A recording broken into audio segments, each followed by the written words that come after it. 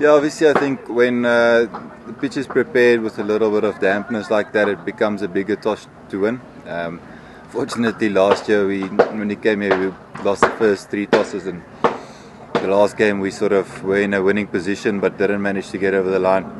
So a big toss to win, but in saying that you still have to play good cricket on the day, and didn't really expect them to crumble like that, but I suppose the pressure that we applied on the opposition made it tough for the batters, and I think 130 was a good score to restrict them to.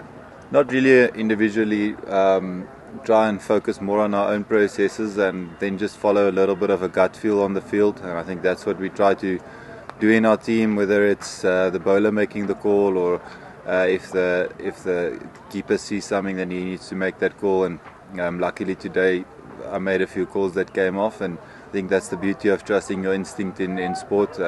It's sometimes that natural way is the one that just works the best, whether you're batting, bowling, fielding or captaining, and that luckily came off today.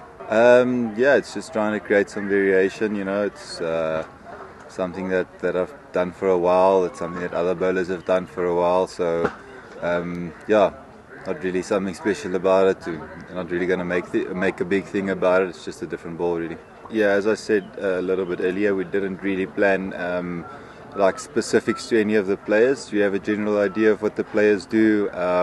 You have maybe a general plan, maybe one field placement that you want to make specific, but you still try and follow your own process. And if you do that really well, then you more or less most of the time trump the opposition. So yeah, we had to firstly do our job. We had to firstly put the ball in the right areas when we bowled. We had to bowl the right variations when that was needed, and those little bits of instinct and trusting yourself where to put the fielder is then something that's just an add-on. So didn't have like many theories and stuff coming into the game.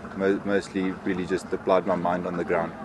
Yeah, obviously when you play in more difficult conditions, then wickets tend to fall one after the other, making it so much more important for the guys that are in to really follow through with that partnership. And I remember just when we started this journey with the Namibian team in World Cricket League, we had a few of these tight games, and with the batting maybe struggling a bit more than the bowling, and all around the world in the associate world, it used to be very tough conditions.